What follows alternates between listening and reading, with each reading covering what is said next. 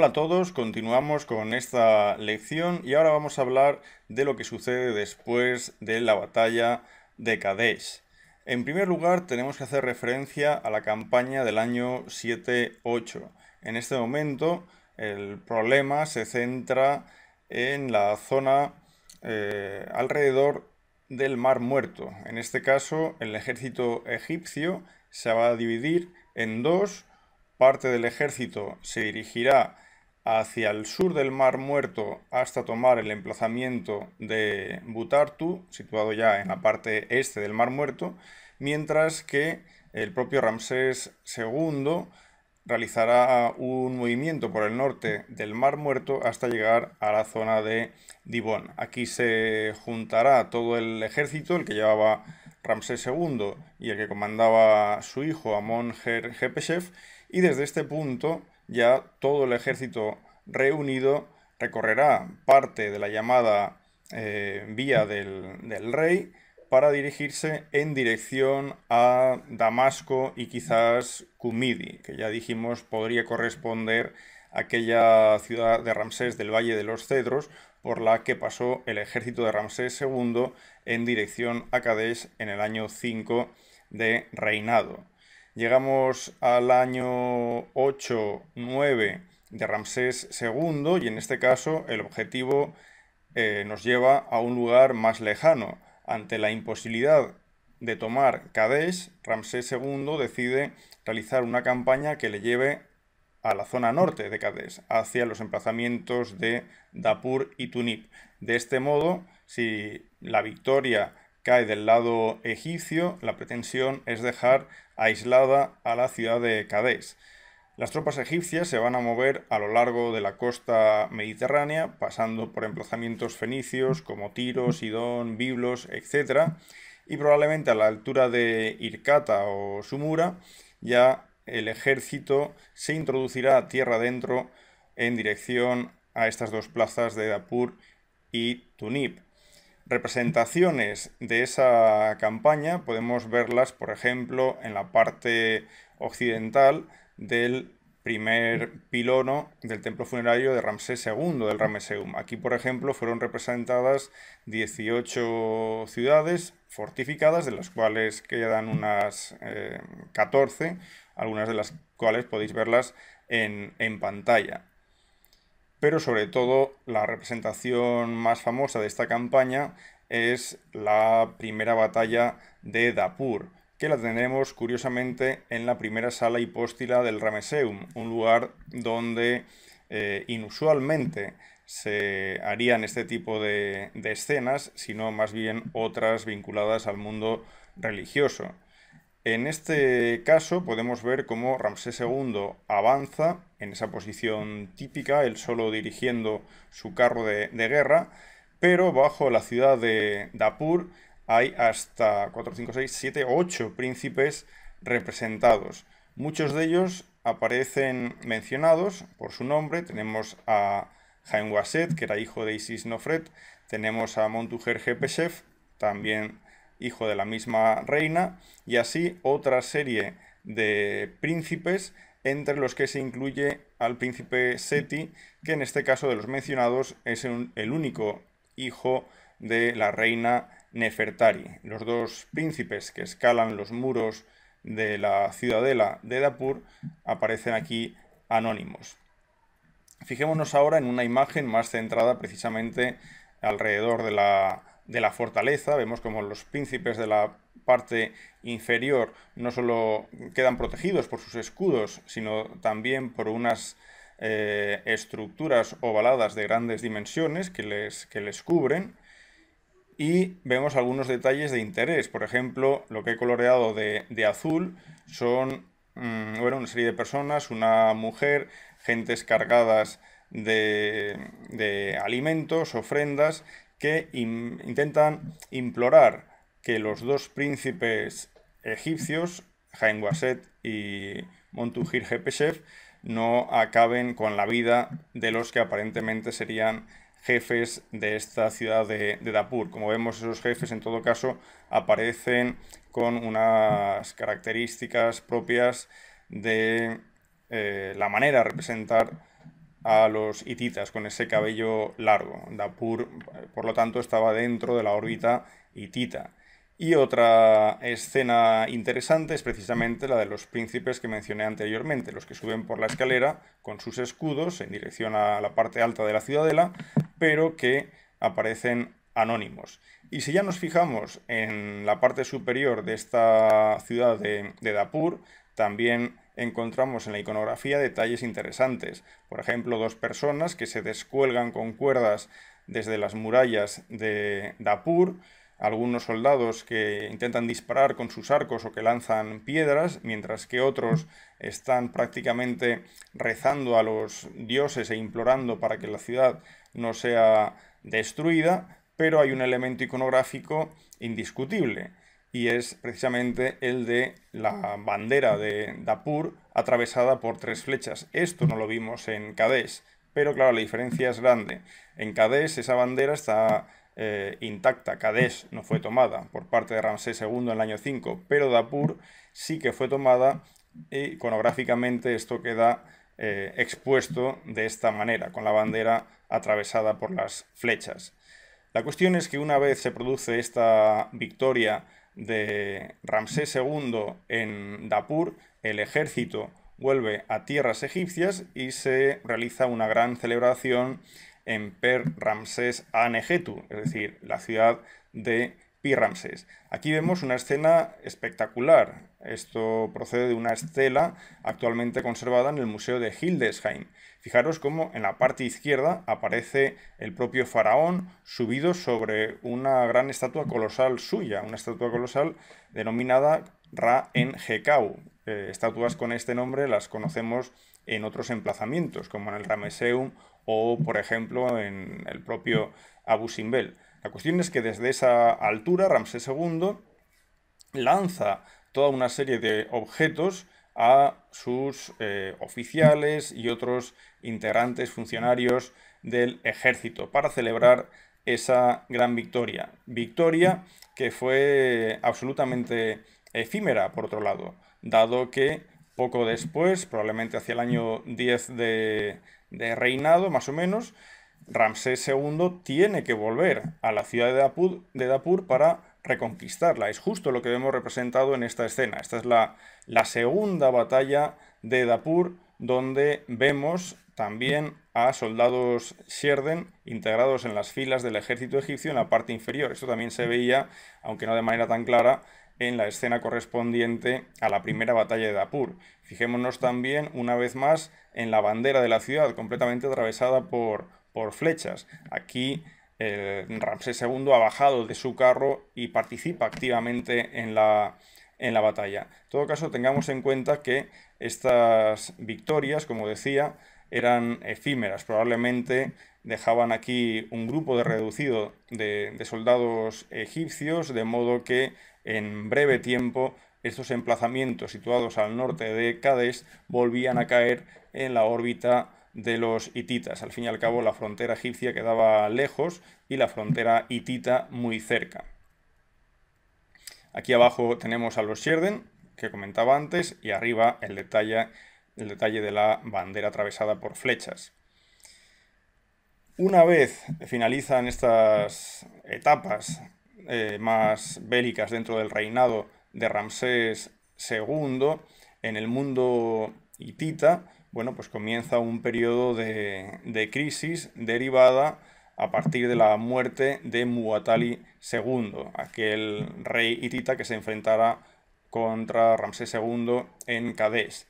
De hecho, cuando muere Muwatalli, hereda el trono del país de Hatti su hijo Urji-Teshub, que asciende con el nombre de Musil III, y Musil III bueno, pues va a tener problemas con su tío, el futuro Hattusil III. Hattusil III había quedado como gobernador en la parte norte del país de Hatti para luchar contra los cascas. Él tuvo victorias muy sonadas, gozó de gran consideración y en un momento dado, bueno, pues entró en conflicto con Mursil III, venciéndole, y a partir de ese momento Mursil III queda exiliado, primero en la región de Nujase, después probablemente en alguna ciudad levantina. Hay quien habla incluso de la posibilidad de que hubiera sido exiliado a Chipre. Intenta intrigar aún así Mursil III contra Hattusil III, buscando aliados en otras potencias del Próximo Oriente, pero finalmente decide irse del lugar y se exilia a Egipto. De modo que imaginémonos a Ramsés II recibiendo en Pi Ramsés a Mursil III, un rey hitita de hacía poco que ahora aparecía en la corte del faraón como exiliado, y todo esto ante la mirada de Hattusil III, que evidentemente pues no podía estar muy contento con ver a su sobrino Mursil III en Egipto. Aparte de esto, otros problemas que afectan al mundo hitita provienen de Asiria. Con Salmanasar I, los asirios consiguen derrotar completamente al reino de Hanigalbat, anexionan todo ese territorio a Siria, de modo que Asiria establece sus fronteras en el río Éufrates, es decir, que se hace un país inmediatamente vecino a los hititas.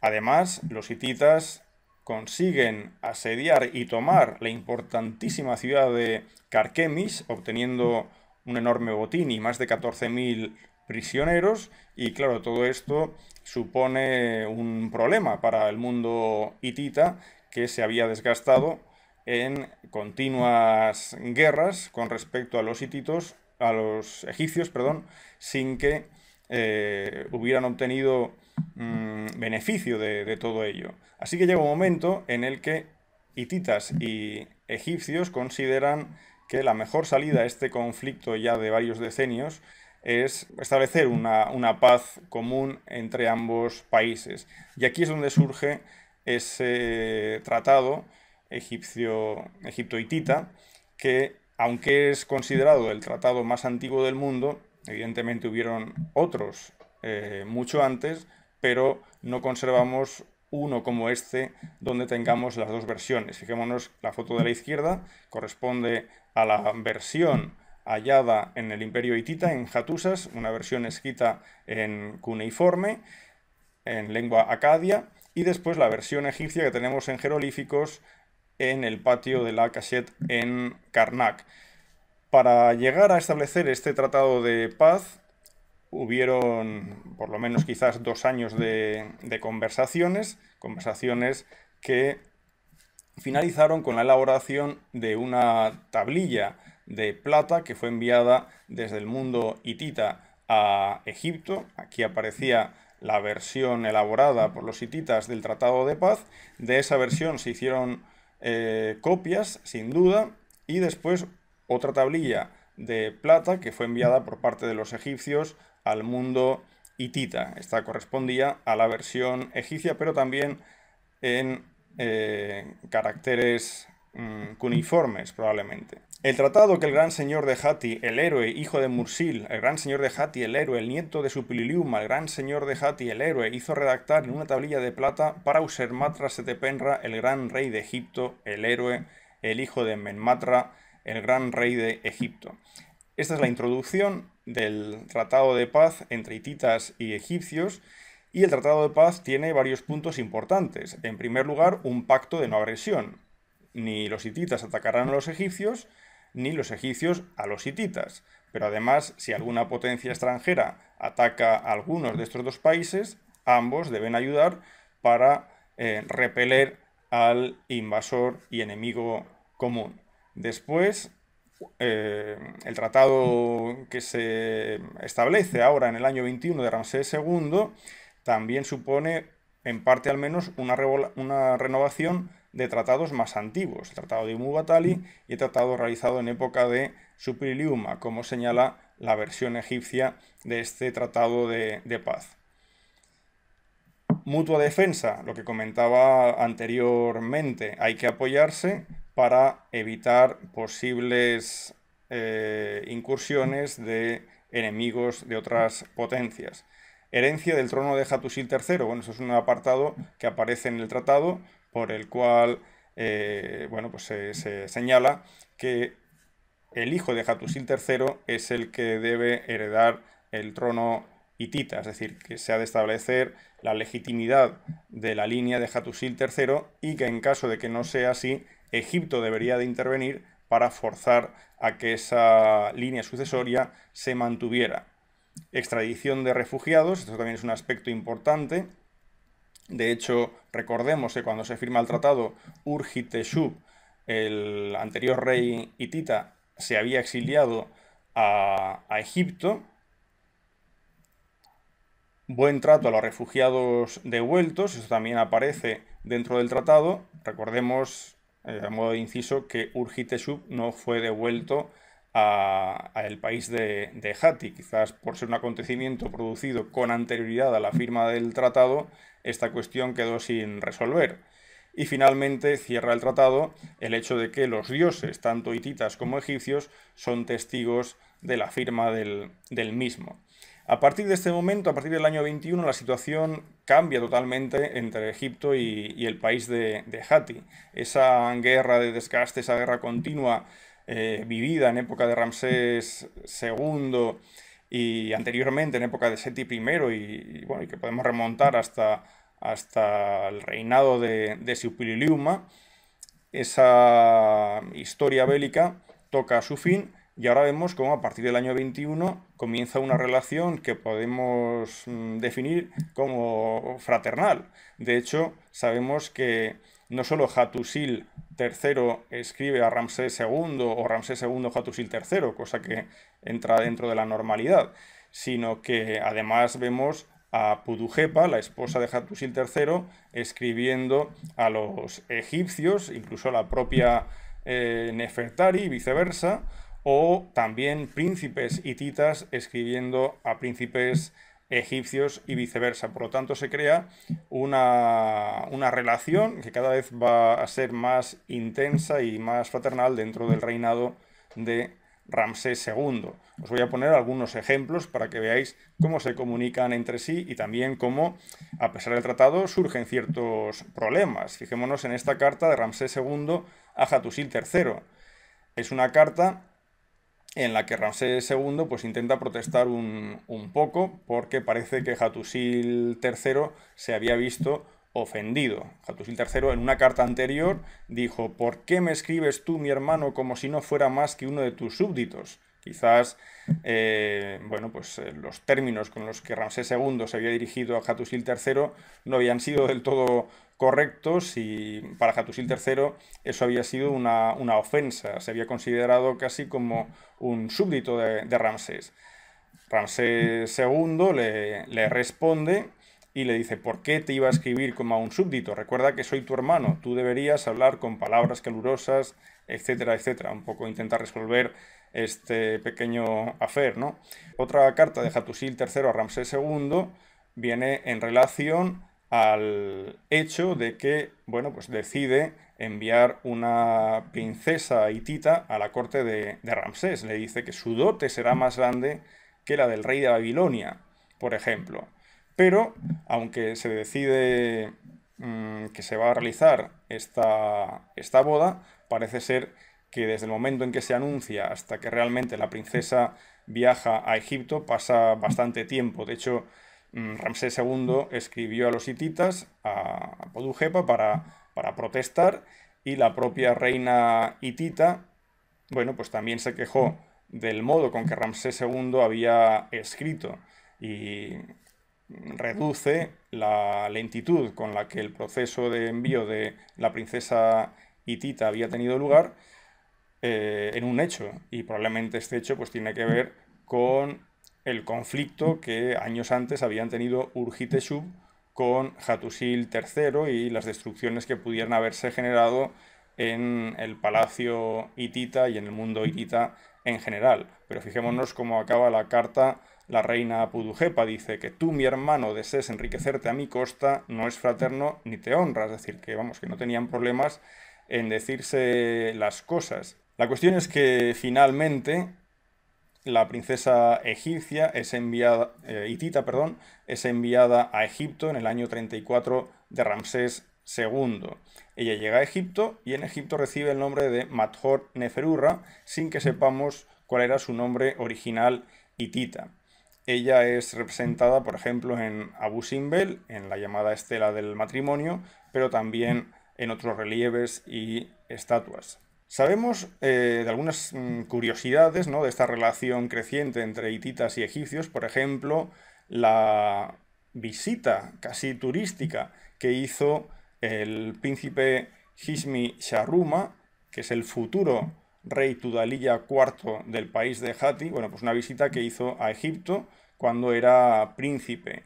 Y así como este príncipe heredero visita a Egipto, también otros integrantes de la familia real hitita realizaron con seguridad actos similares. Esto es bastante llamativo, ¿no? Pero también hay indicios para considerar que incluso el propio rey Hattusil III visitó Egipto. Fijémonos en esta carta de Ramsés II al rey hitita. ¿Pueda mi hermano aceptar esta buena sugerencia de venir a verme? Entonces nos conoceremos cara a cara en el lugar donde el rey está entronizado. Yo mismo iré a Canaán para encontrar a mi hermano y verlo cara a cara y recibirlo en el corazón de mi tierra.